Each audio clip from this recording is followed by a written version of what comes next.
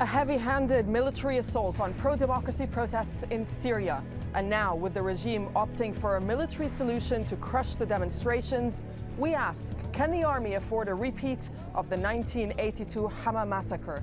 This is Inside Story.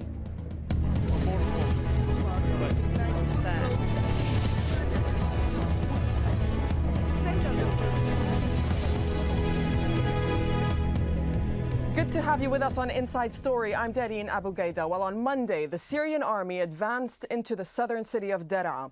In a statement, the government said that troops had been deployed on the request of citizens who were worried about, quote, armed extremists. From their side, however, the opposition activists, they accused the regime of seeking to crush peaceful protests by force, claiming that raids on Deraa as well as Douma involved as many as 5,000 soldiers and several tanks. And they also said that tanks surrounded the Omari Mosque with snipers firing from rooftops.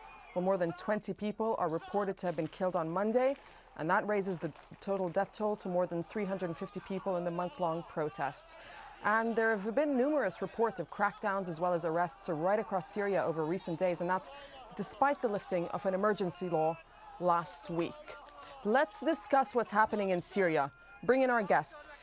In Amman, Najib Ghadbian, he's a professor of political science at the University of Arkansas in the US, and he's also of Syrian origin. We have in Cairo, Hassan Nafaa, he's a professor of political science at Cairo University. In London, Ian Black, he's the Middle East editor of the British newspaper The Guardian. Gentlemen, I welcome you all to this edition of Inside Story. Lots to talk about today on this program, but Hassan, I'll just come over to you first in Cairo. What we're seeing in Deraa, this heavy-handed military assault by the Syrian army, is the regime now saying, right, we're done with concessions to appease the protesters, now we're just going to act militarily? Well, there will be no military solution to the crisis. The regime did not understand what is going on. I don't think we can crash a popular uprising through military action. This has been tried several times, but always failed. And I don't think that if they think of what took place in '82, the situation is completely different, and there is no comparison. This is this is under the spot of the whole world, of the whole region. So more of the killings, the more the regime will be tight in, and there will be no exit at all. So if the regime don't stop this violence, I think the only solution will be the demand to step down, okay, and there will be a change of the regime. All right, we're definitely going to talk about the 1982 massacre in just a bit, but Ian, let me get your thoughts. I mean, what's your assessment of the way that the army has behaved in Deraa recently? Some people saying that it's unprecedented that the regime would send in tanks and troops. What do you make of that? Well, of course, there are echoes of the infamous massacre at Hama in 1982. I think all we can say for certain in a situation where, you know, there is no independent access for journalists at all. So we're dealing with fragmentary information, confusion, disinformation, propaganda. But what we can see is that the Syrian government has decided to go into Deraa using serious force. Today, the figure of 400 or so has been reached in terms of the fatalities in the Syrian unrest so far. And, you know, the calculation appears to be that by acting tough, by being brutal in Deraa, it will somehow stave off what appears to be a spreading uprising, although it hasn't yet got to dimensions that are, you know, can't be contained. But it's hard to avoid the conclusion that the decision in Damascus is to crush the revolt with as much violence as is necessary, regardless of the consequences, both domestically and internationally. And that marks a new stage in the Syrian chapter of the Arab Spring so far. Najib, in Amman, for the benefit of our viewers and those that might not be familiar with the security forces in Syria and the makeup of it, can you just shed some light on that and who actually controls the units? Is it simply Bashar al-Assad that calls all the shots? Yes, so would you allow me a few seconds just to extend my condolences to the families of the fallen heroes and my support to the peaceful demonstrators. To answer your question, right now what we see, the military structure in Syria is kind of complicated. You have the general army, which is kind of made up of representative of the Syrian society, and then we have kind of special forces. At the top of the special forces, we have the Republican Guards, and one particular division called the 4th Division, headed by Bashar's brother Maher, who's known for his brutality. Then, in addition to that, we have the security forces, several branches. I mean, they were created to check each other and to balance each other. And so what we see now, so far, those who are carrying out most of the repression are members of the Republican Guards, the 4th Division, and the various members of the security agencies, because they still do not trust very much the professional army to come and do this. And just to be clear, those are all under the orders of Bashar al-Assad's brother Maher. Yes, the special forces. Now, the army is headed by the defense minister, Ali Habib, and by the chief of staff, who's Mr. Rajha, who's actually a Damascene person. But because of the nature of the regime, Maher al-Assad, who's just a colonel, he's not even a general, he commands a lot of power in that kind of structure. And sometimes, he could overstep the power of those superior, even in the general army. Now, we might see a situation in which these two institutions might, in fact, confront each other. Okay, and of course, besides the military and the security forces, what we also have is a very powerful security service, or what's known as the mukhabarat. Right. And those, by the way, have been, some of them recruited to act as snipers in various cities where they are placed on the roofs of building. They've been opening fire directly at demonstrators, and sometimes they are nicknamed as a shabiha, or the equivalent of the thugs or the Baltagiya in Egypt. So those have been carrying out most of the killing. All right, Ian, in London, there are reports that some soldiers in Syria are in fact taking a stand against firing on protesters, and some units clashed within each other in Deraa specifically. Does this mean that we're seeing cracks emerge in the Syrian military? Well, again, we're dealing with very fragmentary information. I've seen the reports from defections in the Deraa area on Al Jazeera and elsewhere today. There's no reason to disbelieve them, but what is hard to do is to get a sense of the dimensions of it. We just heard the previous speaker talk about the dominance of the Assad family, the Republican Guard, the Special Forces, the Mukhabarat, these elements of the regime whose function is to protect the regime. Now, if we're making a distinction between them and the regular army, I guess it's possible that some split may emerge. But I have to say, I think it is premature to see such a split at this stage. It may be something that will develop. And I think the interesting contrast, perhaps we'll talk about this, is the situation in Syria now and the events that we saw first in Tunisia and then in Egypt, where the army turned out to play a role either in the Tunisian case, persuading Ben Ali to go, or in the Egyptian case, acting as a sort of neutral steward of the Egyptian state, but in the end, steering Mubarak towards the exit. I don't think there's any sign of that happening at this stage in Syria, and I think that it is a difficult country to read, to understand. It is opaque and quite secretive at the top. So I don't know how much we really understand about the dynamic of relations between the regime protection forces and the wider forces, in which we must include the army. But clearly, defections could be significant. It just seems to me a little premature to see this as something that is changing the game at this stage.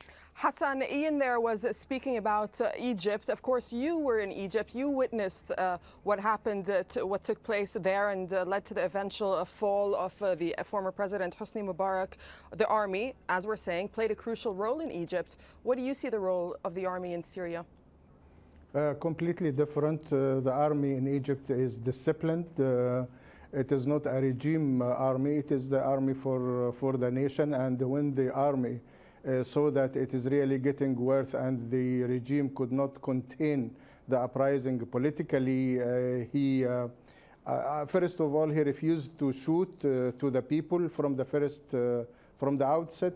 And then when it became really worse and the president didn't want to step down, the army just forced him to step down. There was no split, there was no defection.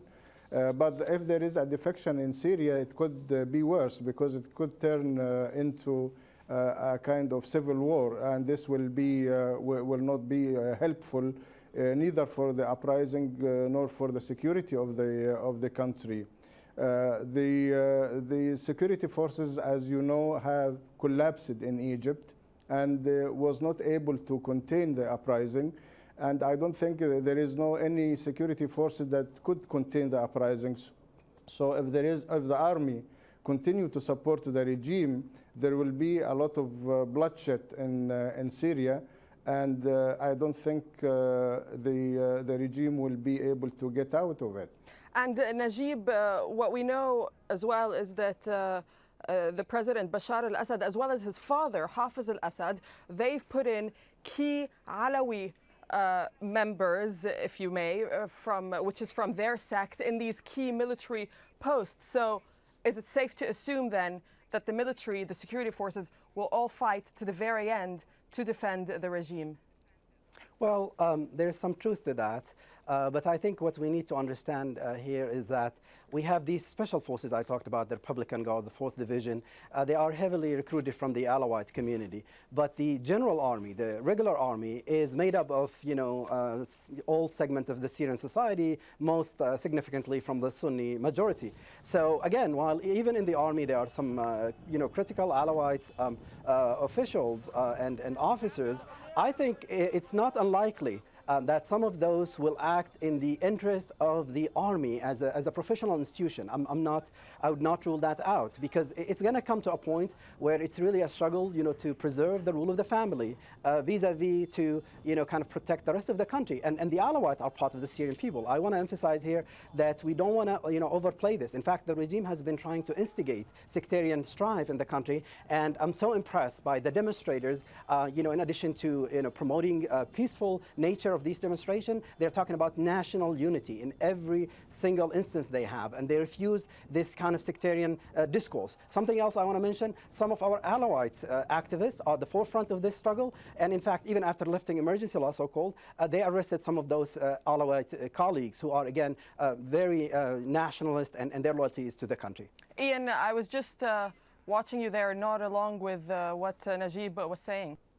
Yeah, I think it's impressive. I think both in Syria and in Bahrain, where you have a clear attempt by the regime to play the sectarian card, you see publicly people coming out emphasizing that this is a national progressive struggle, not one based on sect, religious community, or other identity. I think it's part of the same way in which, in Syria as in Libya, the regime uses scare tactics. They talk about Islamists and Al-Qaeda and so on and so forth, completely misrepresenting what appears to be the nature of the opposition, of the uprising, whose goals are far from being representing extremism or far from representing one particular sect, are about forging a better society, a better political system, one in which freedom and opportunity are the goals, not reactionary agenda based on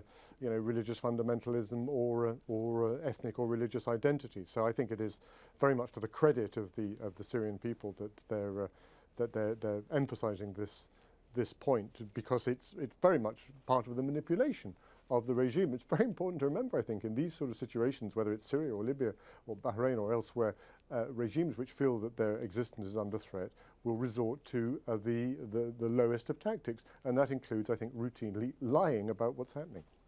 Okay, we mentioned this right at the May I jump in? Go ahead, Najib. Go ahead.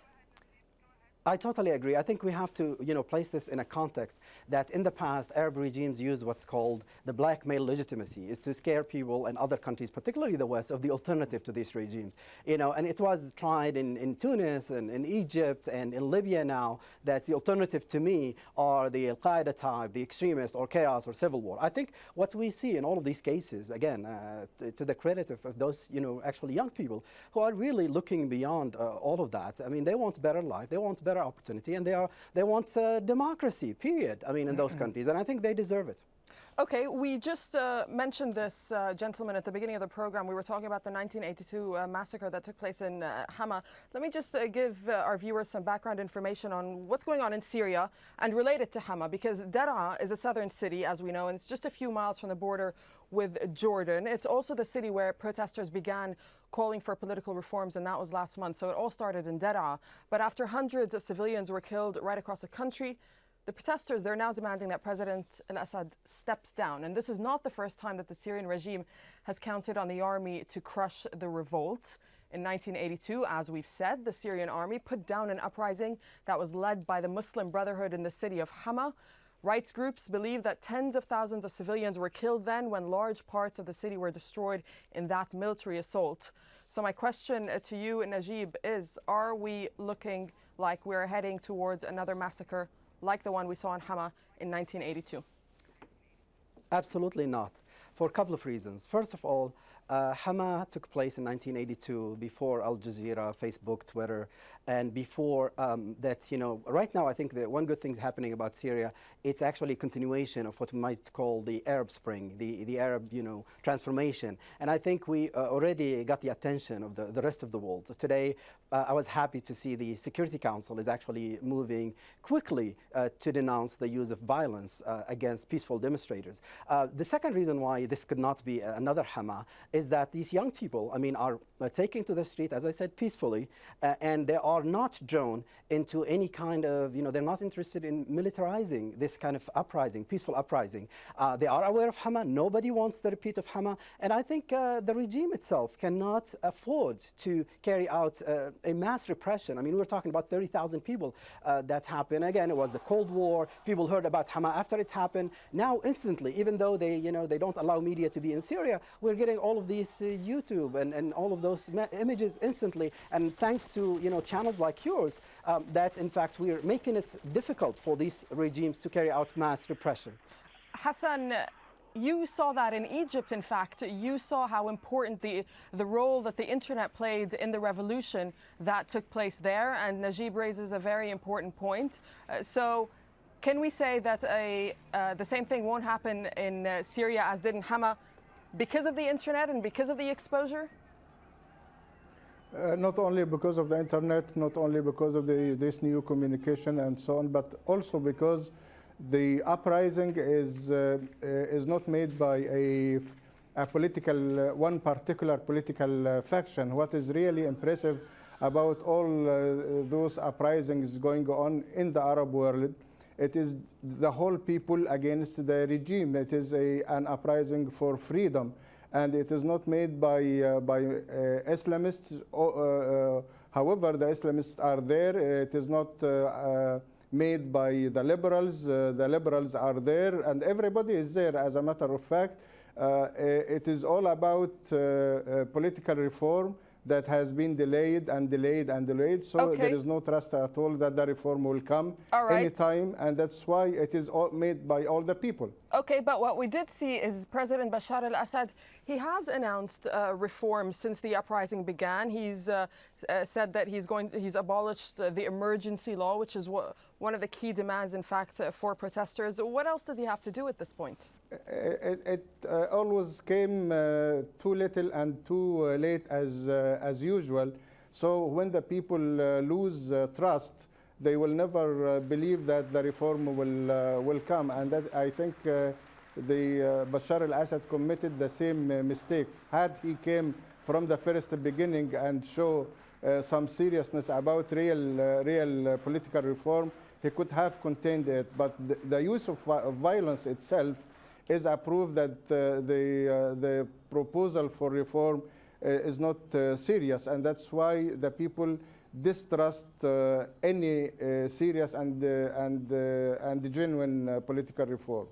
Ian, is there any way that I will come to you, Najib, but just give me 1 second, because I'd like to get Ian's take on, is there any way that the president can now go back from this, can make it right? Well, I don't think so. I think it's very hard to... I'm sorry, Hassan, it's for Ian. Ian, go ahead.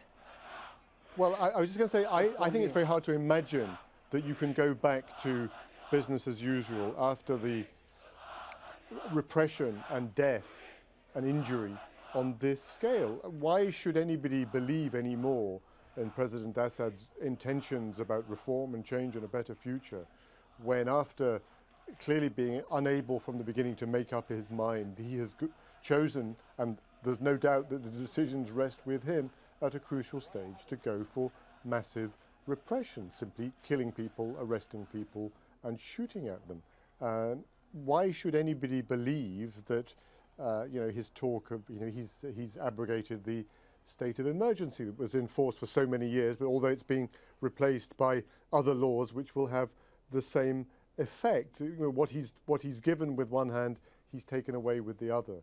I think that he set the tone, or he could have set the tone very differently had he been sincere about reform from the beginning of the crisis. Instead of sacking, as he did the other day, his rather impressive reformist Abdallah al-Dardari, he could have got rid of, in a completely different scenario, his brother-in-law, the immensely powerful, immensely rich Rami Makhlouf, who is famous in Syria for standing at the nexus of power and wealth and influence, which embodies the lack of accountability and the corruption and the nepotism of the Syrian state. He has made choices which have shown people the way he wants to do things. And having gone from that into this really, really heavy security clampdown with its loss of life, then it is very difficult to see how he can now claim to be looking for an alternative way out of the crisis. I wouldn't believe him. I'm not a Syrian. It's up to ordinary Syrians, but it doesn't look very convincing. Okay, well, let's ask a Syrian, Najib. With getting rid of people such as Rami Makhlouf, Maher al-Assad, will that make a difference? Not at this point. I would totally agree with my two colleagues about, the reasons why people don't trust him anymore about reform. But something else, early in January, after Ben Ali fled the country, he gave a long, extensive interview for the Wall Street Journal, and in which he actually stated the extent to which he's willing to go with this reform.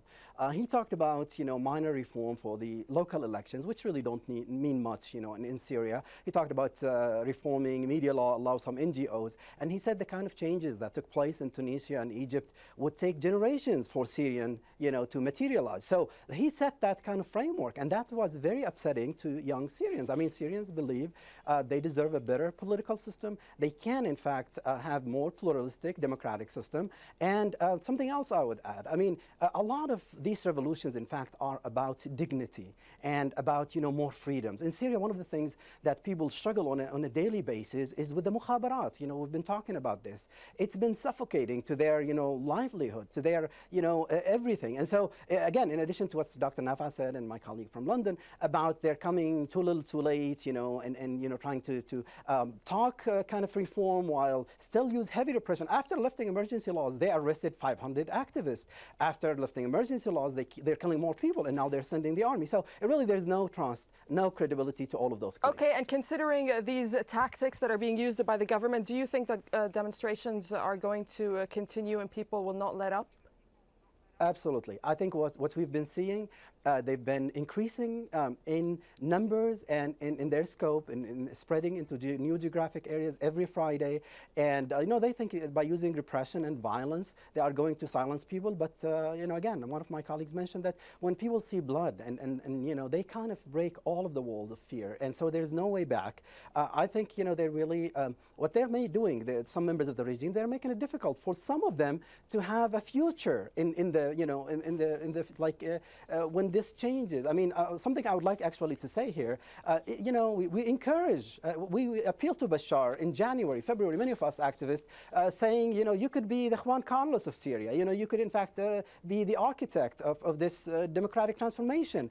And some of your, followers could have a role if they are willing to play by the new rules of the game. But unfortunately, they are not. They don't have the mentality. I don't think Bashar al-Assad, we had a lot of kind of expectation when he came. He was young, studied in London, etc., but he's been so disappointing. All right. Okay, on that note, I'm afraid we'll have to end it there, but thank you very much for all my guests on Inside Story. In Amman, Najib Ghadbian. In Cairo, Hassan Nafaa. And in London, Ian Black. And of course, to our viewers, we always welcome your comments and suggestions. Anything you'd like to see, you can email us at InsideStory@aljazeera.net. From me and the team, goodbye for now.